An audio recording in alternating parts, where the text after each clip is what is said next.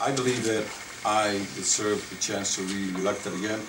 My record speaks for itself. I have a tremendous record in education in terms of bringing money to this community to help our school.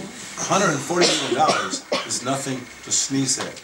It's a lot of money, and it's built schools, it modernized schools, it helps schools hire teachers, it helps solve problems, and I'm going to continue to do that. I also believe that our public safety campaign is going to continue. Community policing, having marches, attending roll calls, and having meetings with people in their homes if they want to meet, discussing problems in their community and how we can effectively solve their problems. As far as economic development, listen, 1,600 jobs in one location is going to be a lot of jobs to help young people if they want to. It's a variety of different jobs.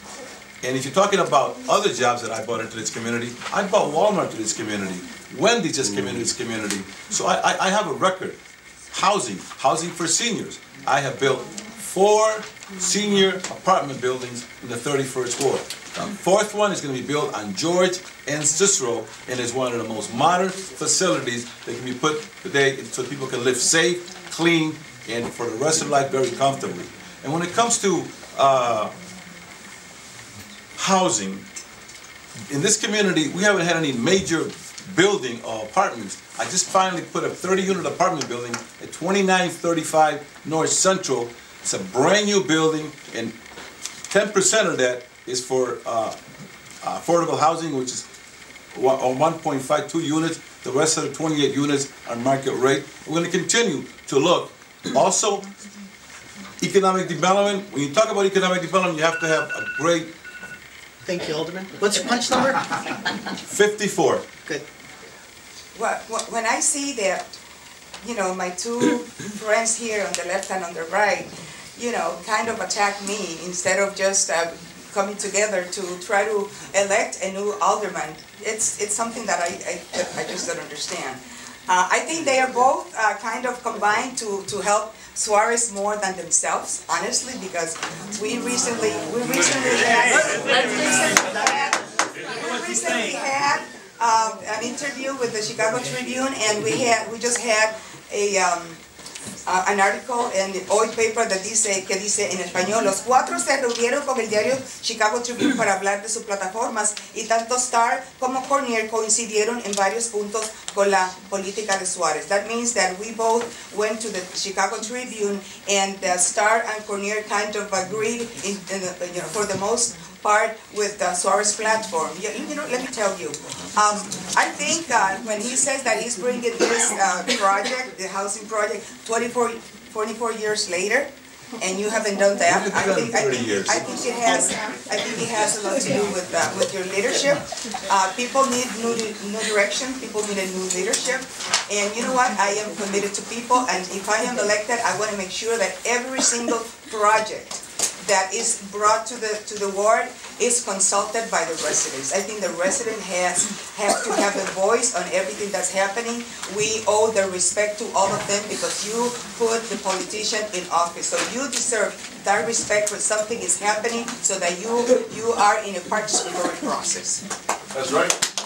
Like I stated earlier, if you go to Milagres, which is the way her name is spelled, M-I-L-A-G-R-E-S, instead of Milagros, Santiago, you're going to see that she has only $2,150. This is a meter. This costs money. You have to have a printer. This is another one. This costs money. This costs easily $10,000. Look at this. I received this at my house. Look at all the people endorsing her. As a matter of fact, she was the one that challenged me. She did not want to have another Latina on that ballot. These 2 individuals were the ones that were the opponents. You can go Freedom of Information Act at the 69 West Washington building. You could go to the 5th floor, 6th floor. You can ask to find out the individuals that were my watchers. These were the watchers. Right here is the petition. Right here it says that Victor Cuadro was the individual that objected me. If you want to see this, I'm about transparency. You can read all this information. It's all here. As a matter of fact, I went to Cuadro's house.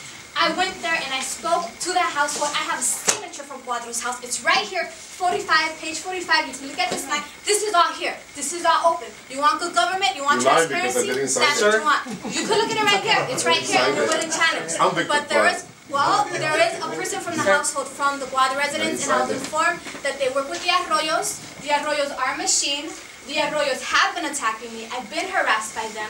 I've had a lot of issues with them, and I am not working with Suarez. Those are false allegations, and I just want to clear that out. Sean and I are not working with Alderman Suarez. We're working individually, we're working as progressives, and we care about this community.